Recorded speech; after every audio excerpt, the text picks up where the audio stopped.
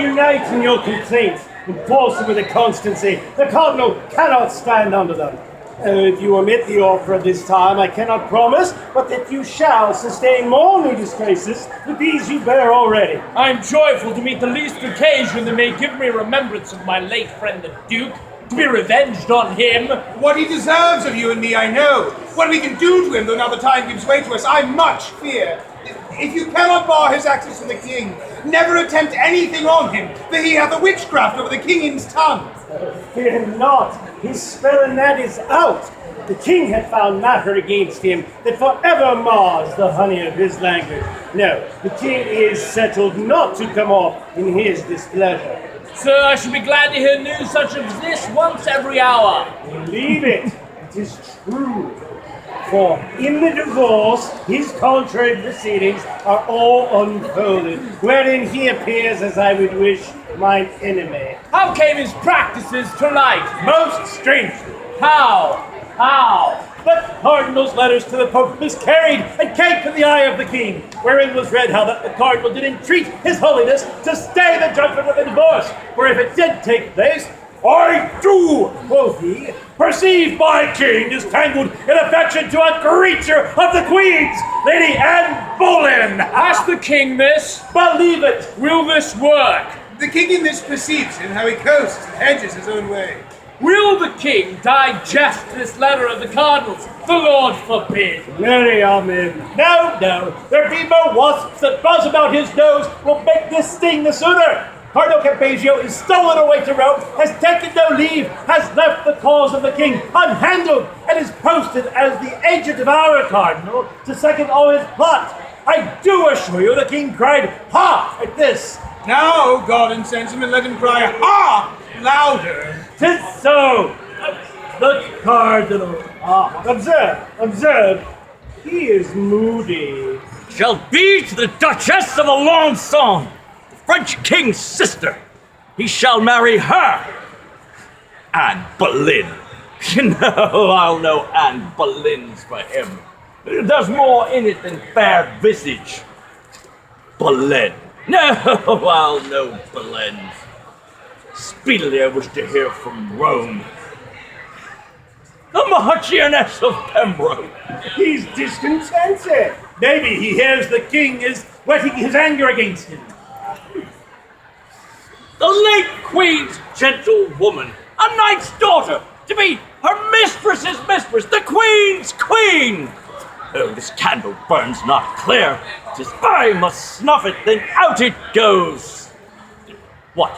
Though I know her to be virtuous and well-deserving, yet I know her for a spleeny Lutheran and not wholesome to our cause, that she should lie in the bosom of our hard-moved king.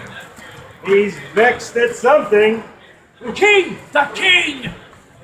I also wealth hath he accumulated to his own portion. What expense by the hour seems to flow from him.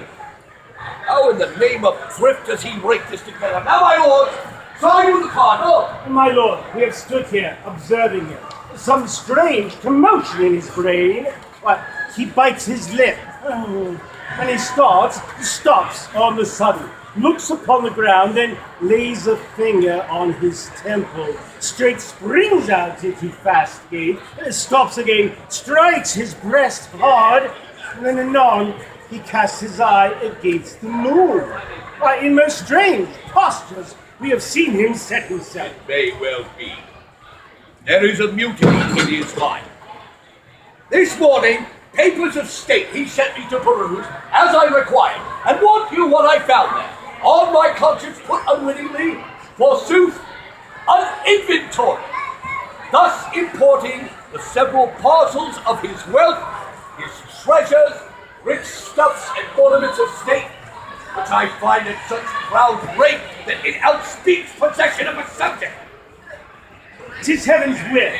Some spirit put the paper in the packet to bless your eye withal. If we did think his contemplation were above the earth and fixed on spiritual object, he should still dwell in his music. But I am afraid his thinkings are below the moon, not worth his serious consideration. Your Eminence! Heaven forgive me! Ever God bless your highness. My good Lord Cardinal, you are full of heavenly stuff. And bear the interest of your best graces in your mind, the which of now you are running o'er. You have scarce time to steal from spiritual leisure a brief span to keep your earthly audit. Sure, in that I deem you an ill husband, and am glad to have you therein, my companion. Sir, for holy offices I have a time to think upon the part of business which I bear in this state, and nature does require her times of preservation, which perforce I, her frail son, amongst my brethren mortal, must give my tendance to. You have said well. And ever may your highness yoke together, as I will lend you cause, my doing well with my well saying. 'Tis well said again, and it is kind of a good deed to say well, and yet words are no deed. My father loved you. He said he did, and with his deed did crown his word upon you. Since I have had my office, I have kept you next my heart, have not alone employed you where high profits might come home, but instead pared my present havings to bestow my bounties upon you. What should this mean? The Lord increase this business. Have I not made you prime man of the state? I pray you, tell me if what I pronounce you have found to be true, and if you may confess it, say withal whether you are bound to us or no. What say you? My sovereign, I confess your royal graces showered upon me daily have been more than could my studied purposes requite, which went beyond all man's endeavors. My endeavors have come ever too short of my desires, yet filed with mine abilities. Mine own ends have been mine, so that evermore they pointed to the good of your most sacred person and the profit of the state. For your great graces heap upon me, poor undeserver, I can nothing render but allegiant thanks, my prayers to heaven for you, my loyalty, which ever has and ever shall be growing till death, that winter killeth. 'Tis fairly spoken. A loyal and obedient subject is therein illustrated. The honor of it does pay the act of it. As in the contrary, the foulness is the punishment. I presume that as my hand has opened bounty to you, my heart dropped love, my honor reigned power, more on you than any, so your hand and heart and brain and every function of your being should, notwithstanding that your bond of duty, as it were, in love's particular, be more to me, your friend, than any. I do profess that for your highness's good I ever labored more than mine own, that am, have, and will be, though all the world should crack their duty to you and throw it from their soul, though perils did abound as thick as thought could make them appear in forms more horrid. Yet my duty, as doth a rock against the chiding flood, should the approach of this wild river break and stand unshaken, yours. 'Tis nobly spoken. Take notice, lords, he has a loyal and obedient heart, for you have seen him open it. Read this.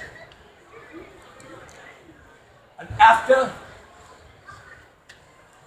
this, and then to breakfast with what appetite you have.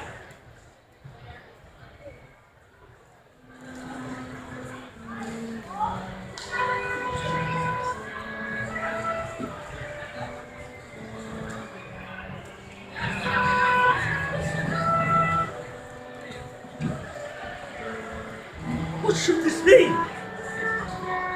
What sudden anger is this? How have I reaped it? He parted, frowning from me as if ruin leaped from his eyes. So looks the chafed lion upon the daring huntsman that has galled him and makes him nothing. I must read this paper, this story. I fear his anger. 'Tis so. This paper has undone me. The account of all that world of wealth I have thrown together for mine own ends, indeed, to gain the popedom and fee my friends in Rome. Cross devil made me put this main secret in the packet I sent the king! The negligence, fit for a fool, all mine! Is there no way to cure this? No new device to beat this from his brains? I know it will stir him strongly. Yet I know a way, if it take right in spite of fortune, will bring me off again. This!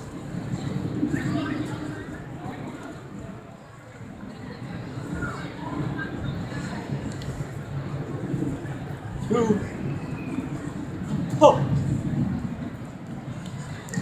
The letter, as I live with all the business I writ to His Holiness. Nay then, farewell. I have touched the highest point of all my greatness. From that full meridian of my glory I haste now to my setting. I shall fall like a bright exhalation in the evening. Let no man see me more.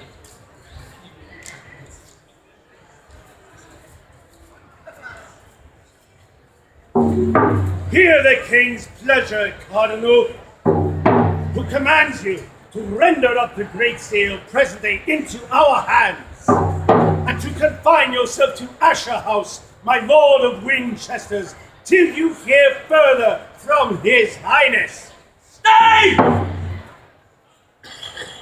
Where's your commission, lords? Words cannot carry authority so weighty.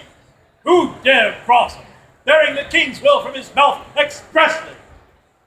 Till I find more than words or will to do it. I mean your malice. No, officious lords, I dare and must deny it. Oh, now I feel of what coarse metal ye are molded.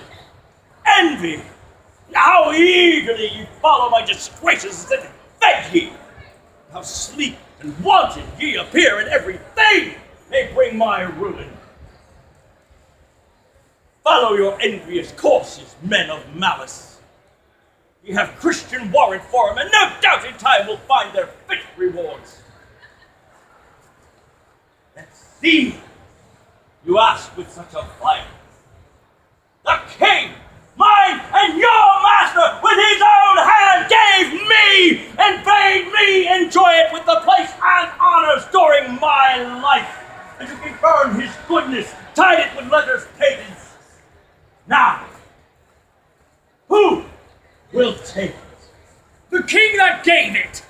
It must be himself, then. You're a proud traitor, priest. Now, if you can blush and cry guilty, Cardinal, you'll show a little honesty. No, speak on, sir. I dare your worst objections. If I blush, it is to see a nobleman want manners. I had rather want those than my head. Have at you! First, without the king's will or knowledge, you wrought to be legate, by which power you maimed the jurisdiction of all bishops. Nay, in all you writ to Rome, or else to foreign princes, ego et rex meus was still inscribed, in which you brought the king to be your servant.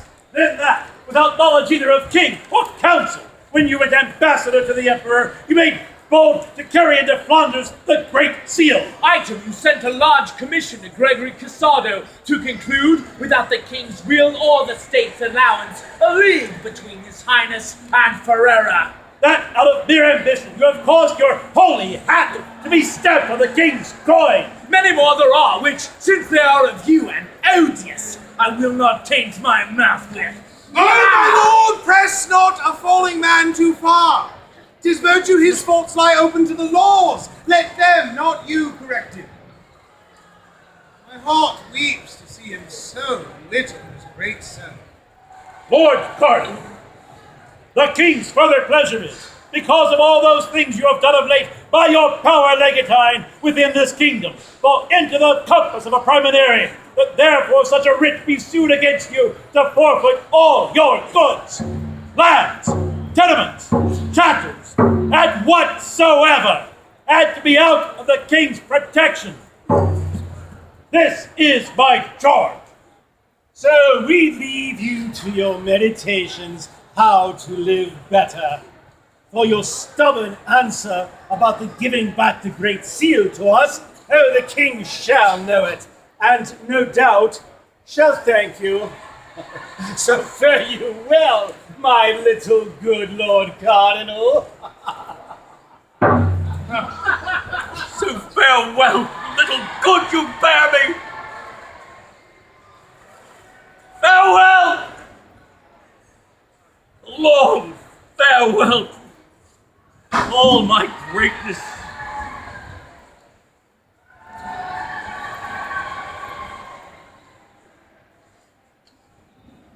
This is the fate of man. Today puts forth the tender leaves of hope.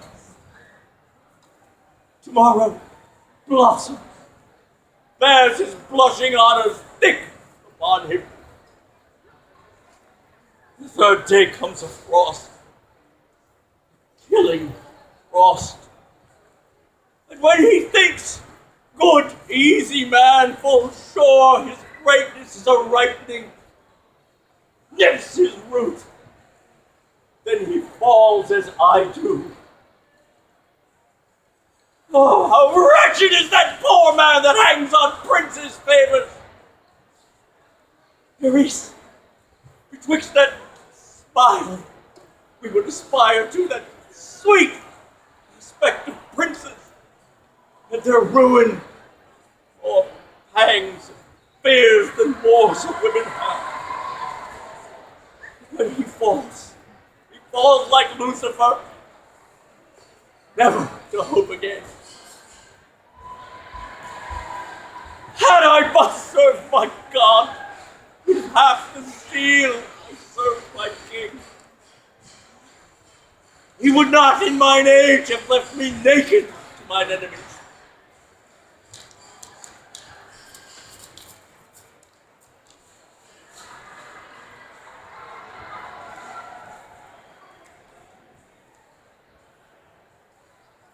Farewell, hopes of court.